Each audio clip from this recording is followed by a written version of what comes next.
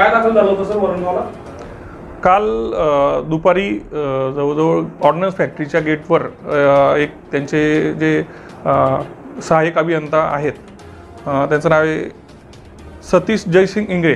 हे टू व्हीलरने जात होते. त्यांची रेग्युलर ती चेकिंग करत होते तिथले सिक्युरिटी, आणि तिथले सिक्युरिटीने त्यांची गाडी चेक केल्यानंतर त्यांच्या गाडीमध्ये 5 राऊंड मिळाले.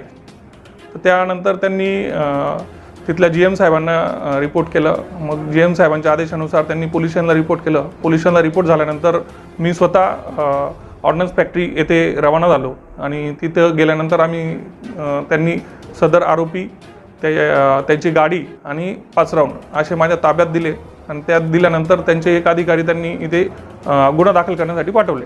त्याच्यानुसार आम्ही त्यांच्यावर IPC 380 नुसार गुन्हा दाखल केला आहे. तसेच भारतीय हत्यार कायदा याचे 725 नुसार गुन्हा दाखल केलेला आहे, आणि त्याच्यानुसार त्यांना आम्ही अटक केलेली होती. अटक करून आज त्यांचा PCR घेतलेला होता. PCR मध्ये आज आम्ही JMFC साहेबांकडे त्यांना प्रोड्यूस केल्यानंतर त्यांचा आम्हाला 5 दिवस PCR मिळालेला आहे. अजून आरोपीचं नाव काय सर? आरोपीचं नाव आहे सतीश जयसिंग इंगळे.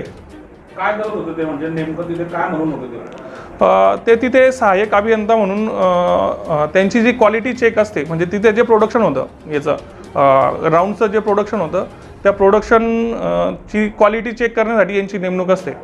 तर तिथल्या त्या विंगचे ते एक मला असं वाटतं इन्स्पेक्टर होते.